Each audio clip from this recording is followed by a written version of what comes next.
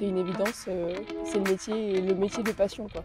Donc moi c'est Pauline Karadec, j'ai 24 ans, je suis originaire du milieu agricole puisque je suis la 4e génération sur la structure familiale. J'ai fait un BTS Axe à Genève, s'en est suivi d'une licence droit économie gestion en alternance au Crédit Agricole, toujours à l'Institut de Genève. Et suite à ça, je suis partie sur un master en gestion de patrimoine avec l'IAE d'Amiens en alternance sur le marché des agriculteurs au Crédit Agricole. À l'issue de ce master, donc j'ai été embauchée chargée agricole au Crédit Agricole Brie-Picardie.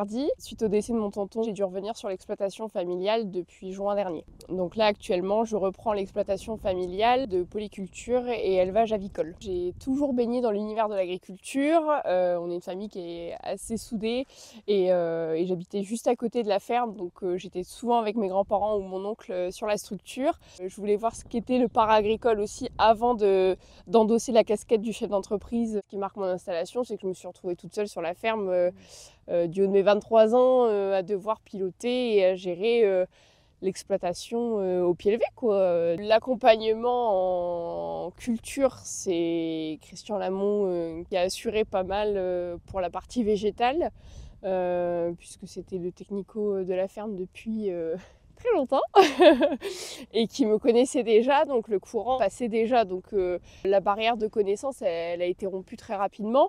Et puis sur l'élevage, c'est mon technico de chez Novial, Guillaume Lafargue, qui a aussi super bien assuré pour l'accompagnement. J'ai été accompagnée très bien dès le départ, quoi. Ma journée type, je dirais qu'elle commence par l'élevage, par aller faire un tour d'élevage dans chacun des 2 bâtiments.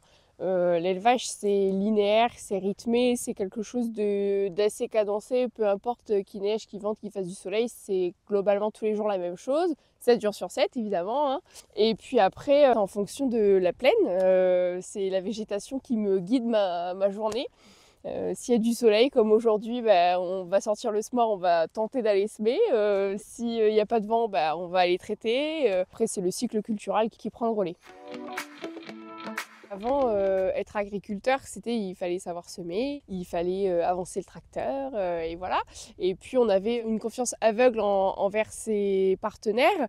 Et donc en fait, nous, on semait, on traitait et puis on livrait. Après le reste, on s'en occupait pas, on s'intéressait pas forcément au marché, etc.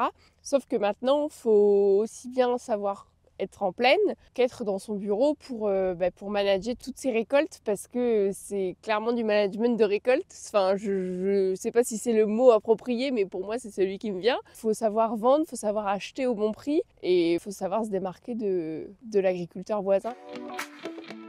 Alors, pourquoi je bosse avec une coop? Donc par la proximité déjà, puisque j'ai Ailly-sur-Noye qui est pas loin du tout, donc pour la récolte, c'est plus que pratique. Également parce qu'on a un point de ravitaillement entre guillemets à Argicourt, donc pareil à proximité. Et puis pour le conseil et la proximité également par notamment les technicos de chez Noriap qui m'accompagnent. Ils ont une disponibilité au top.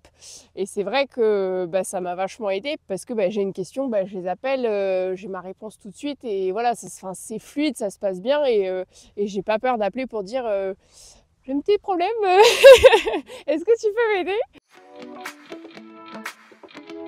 On a quand même pas mal de travail en amont et après la récolte pour savoir qu'est-ce qu'on en fait de ces tonnes de blé, de savoir gérer ses approvisionnements, gérer les différents prix, les hausses, voilà, gérer les cours en général de l'engrais, du blé. Donc je pense qu'il y a un boulot supplémentaire lié à ça. Mais en même temps, je trouve que du coup, le métier d'agriculteur est de moins en moins dur physiquement. Et ce qui fait qu'il s'offre de plus en plus et il s'ouvre de plus en plus à une catégorie de personnes comme moi qui n'ont pas forcément des gros biscottos pour faire ce que mes grands-parents faisaient.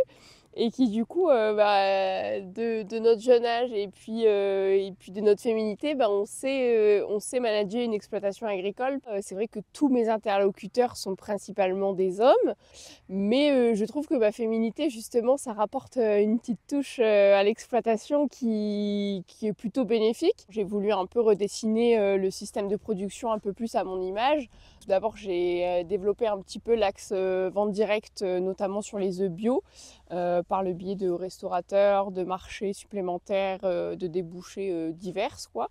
Et puis également sur la partie végétale où là je souhaite développer un peu plus une agriculture de conservation des sols, une agriculture en semi-simplifiée qu'on avait déjà depuis quelques années mais qui est un peu plus retravaillée avec moi, et puis un assolement un peu plus diversifié, puis moins de phyto, des doses plus raisonnées, adapter la dose en fonction de la parcelle, etc.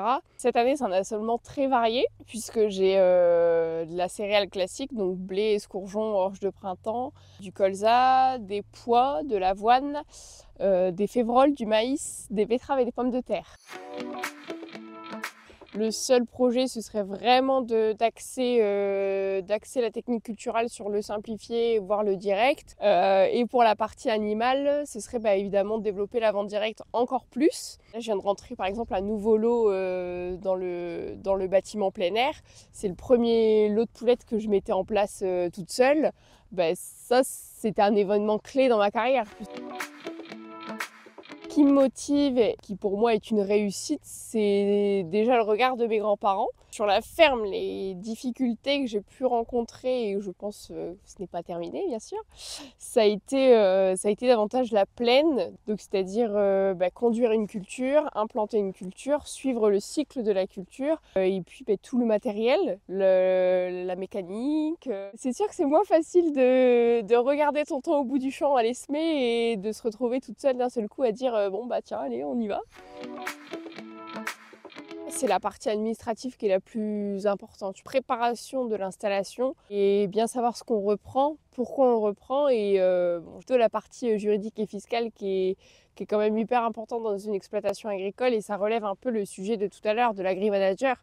Je trouve que ça c'est quand même un point à souligner sur l'agriculture de 2025 et pour les futurs installés, c'est que cet accompagnement qui peut se faire par des centres de gestion, des notaires, des banquiers, enfin qu'importe, il est quand même fondamental et à prendre en compte. Il faut se poser les bonnes questions, prendre son temps, ne pas se précipiter et puis recommencer, et puis ça finit toujours par fonctionner.